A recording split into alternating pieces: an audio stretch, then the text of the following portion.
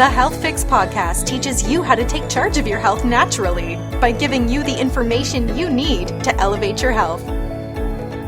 Hello there, health junkies. Welcome to another episode of The Health Fix. I'm your host, Dr. Janine Krause. Today's episode, we are going to be talking about spinal hygiene and what you can do to maintain your spine health for life. I have Dr. Tabor Smith on today, and he is the head chiropractor over at Pure Life Family Wellness in Houston, Texas. He gets to work with his wife, who's also a chiropractor, which is awesome. And he is the founder of Spinal Hygiene Products. And he's got some products today he's going to show us that implement nicely to help with opening up your spine and keeping your spine healthy for life. Now, one thing to think about in light of the coronavirus, there's a lot of folks right now who are not getting out there to their chiropractors, their massage therapists, their acupuncturists, and they're in pain and they are struggling at home. So this is for you guys. It's also for folks that are missing out on general care for their spine because you're working so much at home with maybe some janky setups that, aren't really working for you. Your back's hurting, your neck's hurting. This is for you as well. Things you can do to keep your spine healthy while you can't get into your chiropractor regularly. All right, folks, this is a great episode. I can't wait to jump in and get you meeting Dr. Tabor. So, all right, let's get on with the podcast. Hello there, health junkies. I have Dr. Tabor Smith today on as my guest. I cannot wait to be talking about how we can work on our spinal health every single day as we move forward. Now is time of the essence because we are in the middle of the coronavirus pandemic as we're recording this. And so a lot of folks are missing out on their chiropractors. So Dr. Tabor, welcome to the Health Fix. Thank you for having me. I'm excited and I'm honored to be here. Well, thanks. I'm glad this is a great topic. I really, in my mind, didn't think about spinal health per se in terms of the chiropractic aspect. Yeah. I was thinking, stretching and things of that nature. So sure. There's so many things that I want to ask you about this. But first, we got to do some of the basics because I like my folks to get to know you a little bit better. Sure. So you're down in Houston, yes? Yep. I am down here in Houston. I've been practicing for 12 years. My wife's been practicing for 11. She's a chiropractor as well. We have 3 little boys, 10-year-old and twin 5-year-olds. And so, yeah, we're still in practice here, but across the nation, a lot of offices have had to close down. We're taking really emergency cases, for the most part, in our office. So things are slow. A lot of people are staying home. But I always say, just because you're staying home doesn't mean your spine needs to suffer. There are definitely some things that you should be doing. Absolutely. And I've been noticing I'm seeing patients here and there, kind of an emergency basis as well. And I'm seeing a lot of stuff related to folks sitting on the couch or working from home and they've got these weird janky situations going on in terms of their workstations.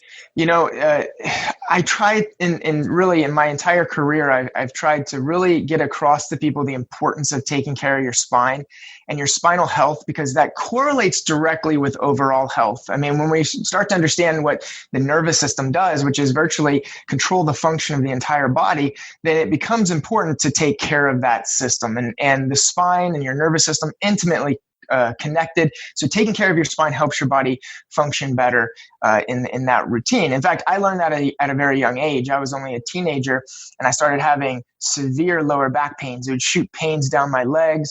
It was absolutely miserable. I went to, just your traditional route, medical doctor over and over. I was on pain meds, anti-inflammatories, got to take in a lot of muscle relaxers and just wasn't getting any relief until I found a chiropractor in our local town and relieved pressure from the nerve, showed me exercises, how to strengthen my spine. And since then, well over 25 years ago, I have been maintaining the health of my spine through what I call spinal hygiene. And that's doing daily exercises to maintain the health of my spine. If you think about it, for your teeth, dentists teach us to take care of our spine at they teach us to take care of our teeth.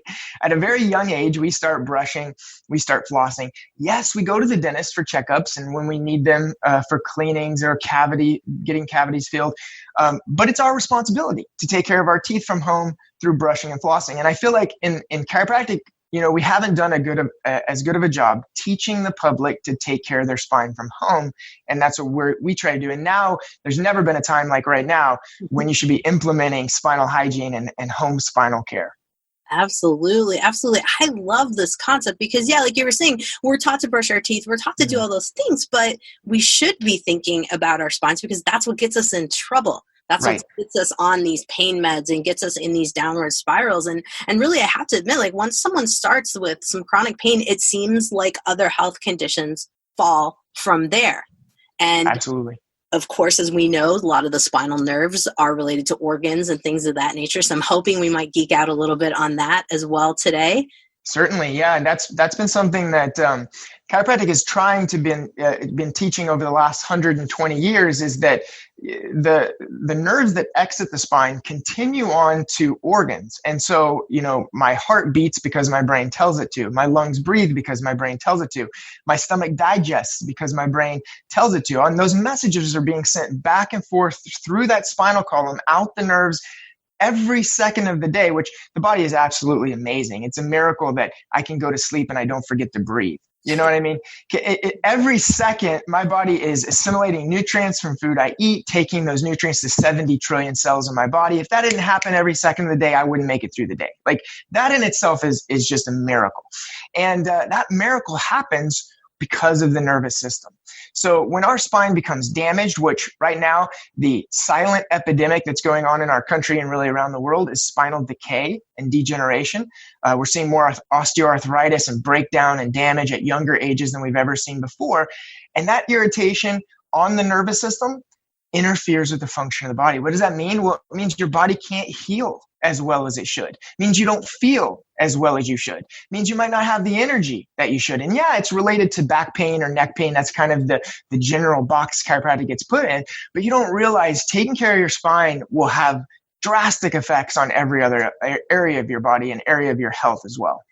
Absolutely. Absolutely. I love that you said about, highlighting, because I think a lot of people don't realize that when their spine degrades, that it actually will have an effect on the nerves, and that nerve subsequently will cause some organ stuff. Well, and I think that's a very, very important topic not to just jump over, is that we used to think that spinal decay or arthritis just was caused by old age. If you look at some of the specific studies and statistics, one study that was done by the American Journal of Neuroradiology showed that 96% of 80-year-olds have severe spinal degeneration. We kind of say like, okay, well, if you're 80, maybe that's okay.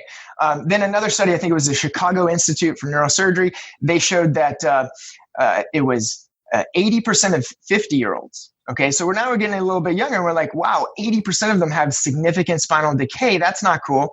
But then you look at another study, it was again by the American Journal of Neuroradiology, it showed that 37% of 20-year-olds in today's day and age have significant degeneration of the spine. And studies and researchers contribute that to poor postures that we're in all day, sedentary lifestyles, technology that we didn't have decades ago. Now we're in front of people. Look, if you see someone walking around and says in your community today, their head is down, and that's putting pressure on that upper back and neck area. And that stress on your spine over a long period of time begins to break it down and cause degeneration at earlier and earlier ages. I see it in my office all the time. Used to 10 years ago, even when I would take x-rays of a teenager, if they needed them, I wouldn't see bone spurs. I wouldn't see loss of disc space. Now, 16, 17, 18-year-olds already have the beginning stages of degeneration. It's something that we really need to start waking up and realizing that we have to improve posture, but we also have to take care of the spine now, because you're going to be in worse postures. You're going to have to sit for longer periods of time. That's how society is going now. We're all going online. We're all going technology. So there are just some measures you're going to have to put into place if you want you and your family to have a healthy spine and nervous system.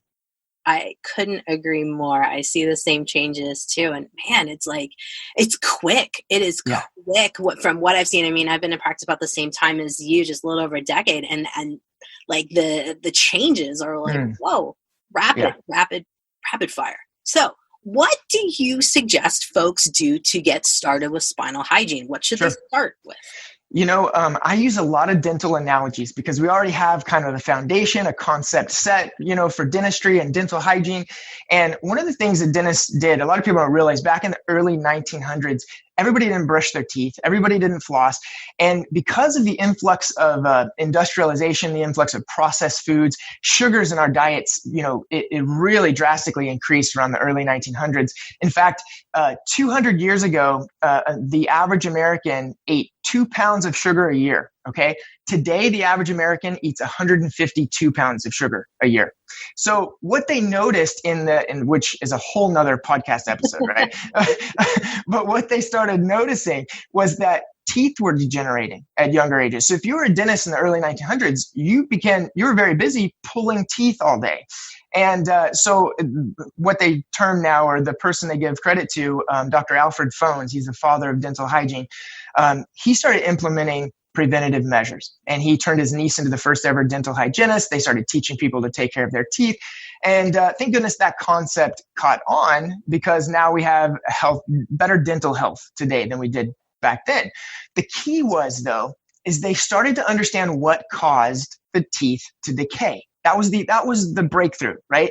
And what they discovered was that it was bacteria that actually builds up in the teeth, and that bacteria will digest food particles that get stuck in the teeth. And a byproduct of digestion is an acid that the bacteria puts out. That acid degrades the enamel, causes dental caries. Okay, so I say all that to set this up. We have to understand what a healthy spine is and what causes degeneration. Because once we understand that, then we can start preventing it. And it just so happens we do understand that. We know that, and I always teach this in my practice, a healthy spine consists of 3 things: alignment, motion, and strength. And I break that down into very, that's the simplicity model right there. Of course, there's a lot more that probably goes into that, but just understanding alignment is important. Motion and movement is important, and strength is important. And then you'll start to understand these spinal hygiene exercises that I'm going to give you when we explain those, but they're all around improving and maintaining alignment, motion, and strength of your spine. Excellent. I'm taking notes really fast so that Very I cool. Keep up. So alignment, motion, strength, those key 3 things. All right. And so each and every one of the exercises are going to encompass those 3. Right. Because we've noticed lack of any of those, poor alignment, poor motion, poor strength, or abnormal tone of muscles. Like those things lead to faster decay and faster degeneration. And so one of the big ones is motion. Okay, so the spine has 24 movable segments. I always say God could have made our spine in one bone, like the femur. He could have made it as a femur, but then we would not be able to move. So our spine is literally created or evolved, or whatever the term that you want to use. The purpose of the spine is to allow movement. And it makes sense. If that movement is not allowed, that spine deteriorates and breaks down. Perfectly said. Makes sense, right? Absolutely. So your spine should move in 3 planes of motion. And I always like to explain that. So forward and back, that's one plane. That's what we call a plane. Moving side to side, like you're bending to the right or bending to the left, that's the second plane.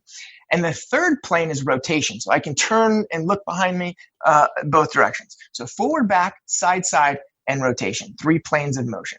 And a simple daily spinal hygiene exercise, which is the exercise I recommend everybody implements first. And if you only implement one spinal hygiene exercise into your life, this is the one to implement, is to take your spine to the end of each plane and hold it for 10 seconds. So I would bend forward like I'm going to touch my toes, and I would hold that for 10 seconds.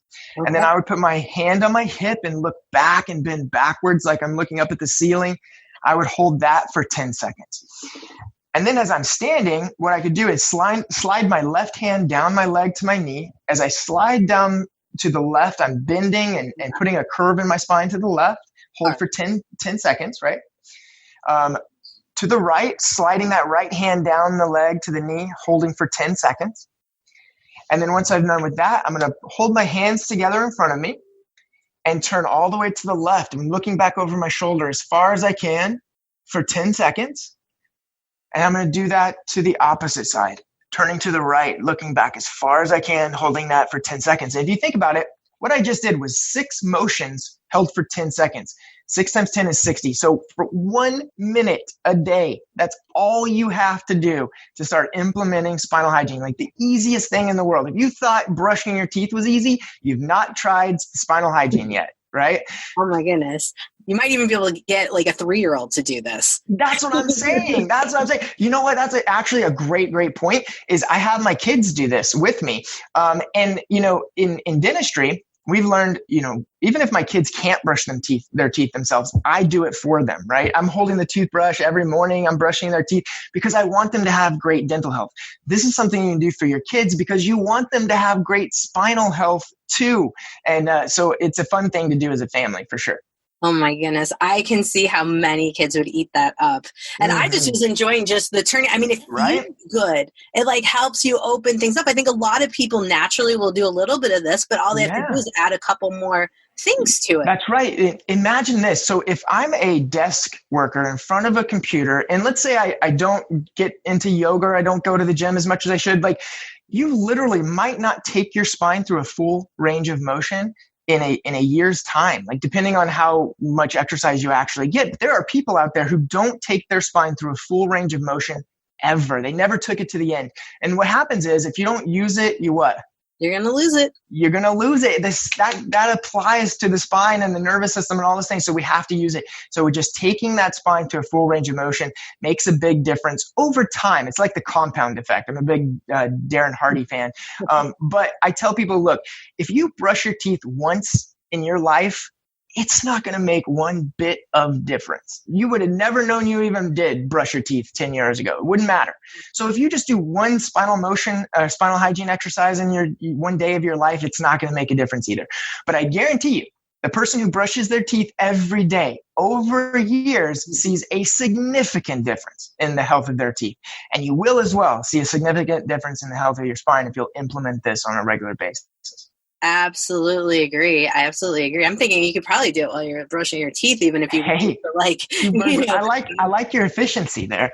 Just stacking those habits on top of each other. You know what? Yeah. So there's a book. I forget what it is. It's something about habits, but I remember reading that like you're more likely to do it if you can tie it to a habit you already have, right? So we're already in the habit of brushing our teeth.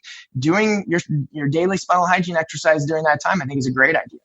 Why not? And what about like multiple times a day? Is that overkill or? Yeah, no. In fact, I recommend it for my patients who are really sitting at a desk for long periods of time. Sitting to the spine is like sugar for the teeth.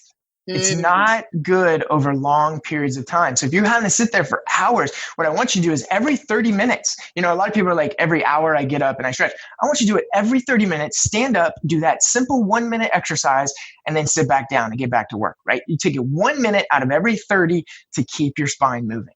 Oh, I love it. I love it. Now, I want to address the folks who are super fit, but they work in this one plane because I see a lot of CrossFitters. They're lifting weights, but they're not going this way. They're not going that way. They're not twisting. Yeah. I want to make sure that you also say that. So for the folks who are exercisers, this is for you too. This Vital. You don't realize what you just said is that you're spot on. In fact, for health of the brain, we need lateral movement and motion. It was Roger Sperry, 1982 Nobel Prize winner. He actually said he won the Nobel Prize for his research in brain research, neurology, whatever it was. And he said, movement of the spine acts like a windmill to a power plant, in that movement of the spine supplies your brain with power. So if we're just moving in one plane, we are not getting that input, that feed, and that stimulus to the brain like we need. We have to be moving laterally. I interviewed a chiropractic neurologist by the name of Dr. Michael Hall for our movie coming up called A Better Way. Ooh. And he dove deep into this. I'm not sure how much of it actually made the movie, but it was very interesting when you just said that. It sparked that back up. He said that we're doing too much, treadmill, bicycle, like everything is in this one plane and we're not getting out of that and allowing the body to move. And that's where your brain really responds best to some of those movements.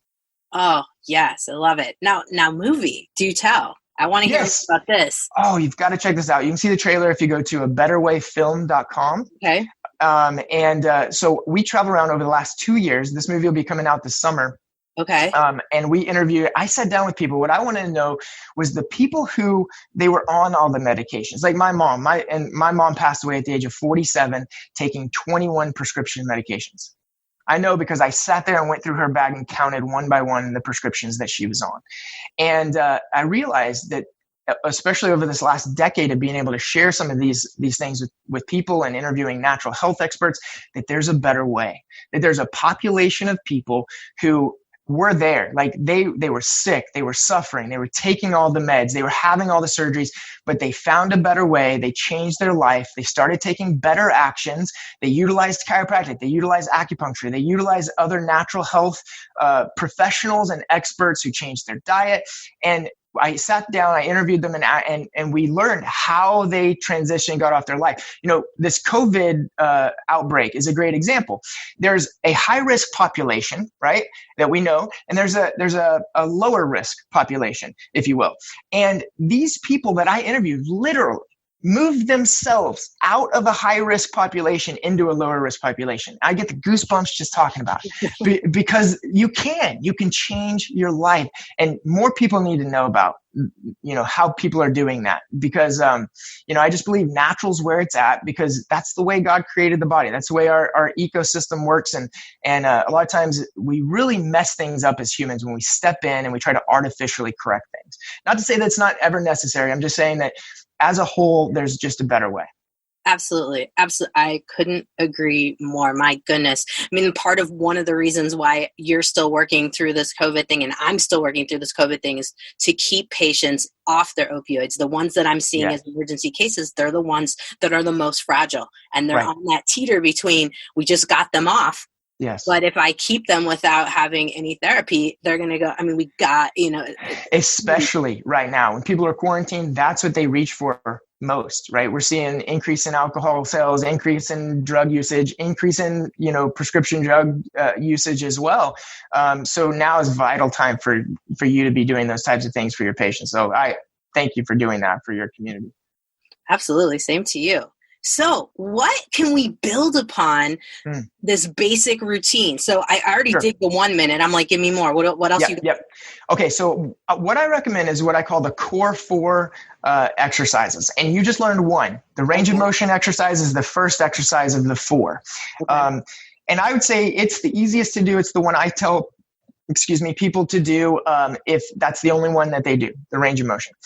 The other very important aspect of your spine is alignment. And a lot of people realize that from front to back, your spine should be straight.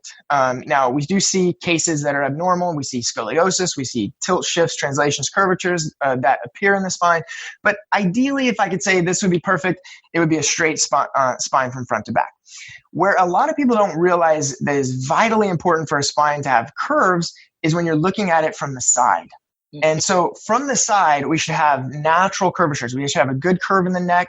It should curve the opposite way in the upper back, called the thoracic curve. And we should have another curve in the lower back that matches the one in the neck, called the lumbar curve, right? Now, we lose those curves whenever we have to be in front of computers and technology and sitting for long periods of time. We lose those curves, and that speeds up the degenerative process. In fact, you can ask any chiropractor, really any medical doctor that looks at a lot of x-rays, and say, where's the most degenerative area of the spine? Like, I could just look at someone and say they probably have degeneration at this level. It would be C5, right in the middle portion of the neck. We lose our disc height there. We start to get bone spurs there. It affects we get numbness, tingling in our fingers if that starts to happen, right? And usually it's because we lose that curve. So what we recommend on it as a daily spinal hygiene exercise is what we call spinal molding.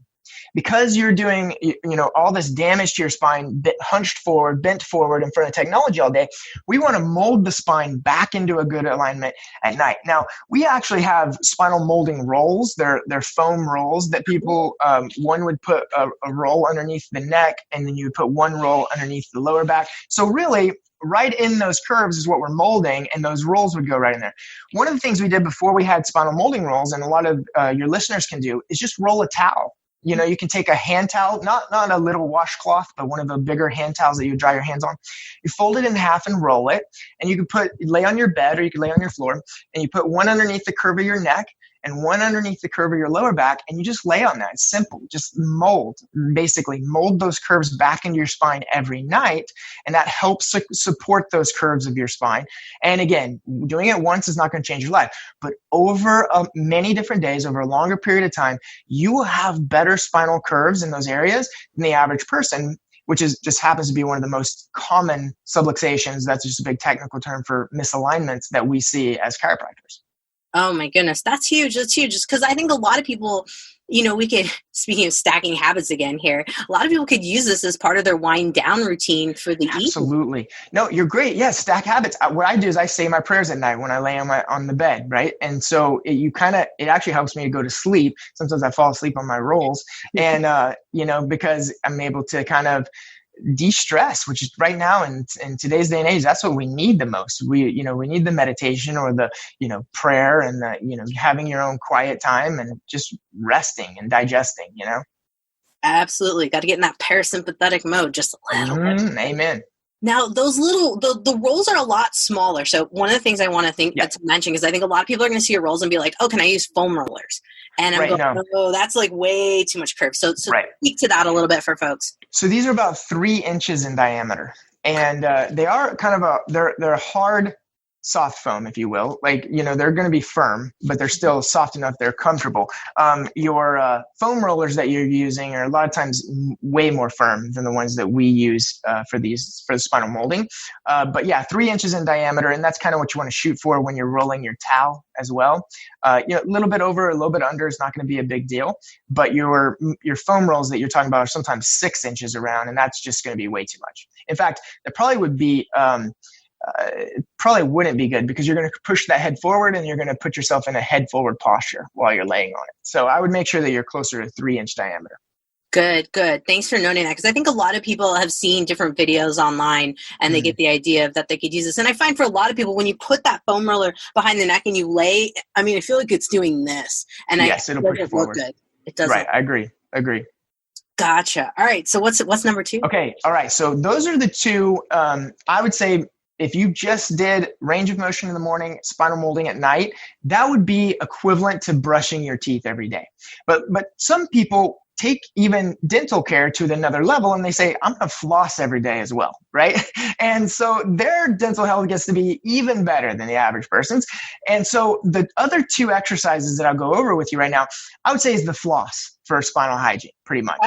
And the reason why we say that is because, again, the most degenerative areas of your spine, we already talked about C5 being the most degenerative area.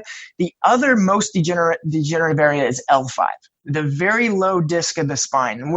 And so we see bone spurs there. We see loss of disc height there more than any other place besides C5 and through the neck. And the reason is, for those 2 areas, number one is they are correlated with the most degenerative postures we see in society. Number one, head forward posture, that loss of curve in the neck, that causes degeneration of C5. Number 2 is sitting for long periods of time. Like we said, sitting for the spine is like sugar for the teeth. If you sit for long periods of time, it will degenerate the spine. Well, why, right? This is the big question. Why does your spine degenerate if you're sitting? Because in order for the discs in your spine to stay healthy, after puberty, by the way, I'll just give you a little bit of a science lesson here that I think is really cool. Like, if you think about what is puberty, puberty is a change of hormones. And one part of that change of hormones decreases the amount of blood flow that goes to certain areas of your body. Because before puberty, you're growing really quickly. So your bones need a lot of blood flow. Your discs need a lot of blood flow, because that's how nutrients get there, and you're just growing and growing. When we stop growing so much and we go through puberty, hormones change, the blood flow to your discs almost completely shuts off. So you don't get the blood flow to your discs. The only way that your discs get nutrients in and waste material out is through a process called imbibition, which means movement. So as you're moving your spine, you are literally feeding nutrients to your discs. You're pumping nutrients in and you're pumping waste materials out. So imagine if you're not taking your spine through a full range of motion, you're sitting for long periods of time, so there's almost no movement in that lower back. your discs degenerate. It's just not getting the nutrition that it needs. So one of the things that we use, and again, I apologize for people who maybe aren't using a video here, but I'm holding a wobble disc. And this is just an aired up exercise disc that is used in some gyms. And what we do is we set this in the seat or in a chair. We sit on it and we would bend, kind of like we're doing our spinal range of motion exercises. We would bend, wobble forward and back, side to side, and rotation in each direction. So you're literally getting imbibition in L5 in that lower portion of your disc. And so you're pumping nutrients in, waste materials out every single day, keeping L5 healthy, preventing it from degenerating. I like it. That's kind of like the old wobble chair. Yes, exactly. That's exactly. It's just a lot less expensive. I think those things were like $1,000 or something like that in some chiropractic offices. But yeah, that's just a very effective way. I have some patients who are in front of a computer a lot and they'll put this in their office chair and they'll actually just sit on it. So huge. Something else that we can add that's super easy. Just absolutely your thumb and go. Yep. I like it. All right, so that is the third exercise. That's for your lower back. Technically, and it's really for the whole spine, but technically it's to help prevent degeneration at L5, which is a very common area.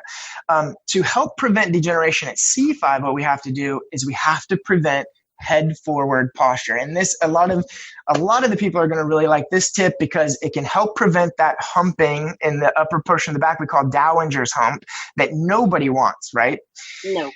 So a head forward posture, as your head shifts forward, it begins to put more and more weight on the base of your neck and the discs in your neck. And that's why it will degenerate and damage the discs in that lower portion of the neck.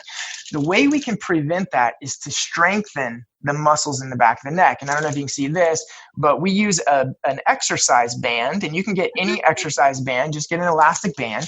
You put it around the back of your head and hold it with your hands.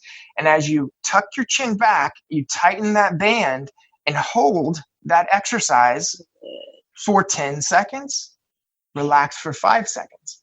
And we just do that exercise 5 to 10 times a day, and we strengthen all the muscles in the back of the neck. Now, there are multiple ways to strengthen the muscles in your back of your neck. I mean, you could just push back on your seat in your car, whatever it is that you can do. But if you don't, all day long, you're strengthening the muscles in the front. Right? Looking at the computer, writing on paper, all kinds of things. You're strengthening the muscles in the front, and the muscles in the back get weaker and weaker. And that's what allows that head to shift forward and eventually degenerates the discs in the spine. Huge. That is so huge. Yeah, I don't know how many times I talk about how those guys are like stretched super long in the back and those muscles are super long and just weak. Absolutely. A lot of people are like, but they're tight. I'm like, no, tight muscles don't mean that they're strong. Right. It means that they're just... Yeah. So here's ideal spinal hygiene. If I could just sum it up to put it in kind of a day. In the morning, I like to do my range of motion stretch because most people are tighter in the morning. You've laid in one position in a long period of time. So your synovial fluid has not been warmed up yet. So doing a light range of motion stretch in the morning is a great way to warm up. In the evening, I like to do my spinal molding rolls. And like we said, that's a great time to say your prayers, to kind of meditate, get quiet, to rest, and laying on the spinal molding rolls. And then just sometimes during my day, I want to make sure I get in my wobble exercise and my resistance band. And if you do that every day, I guarantee you, your spine's going to start getting healthier and healthier, and your health will show that as well.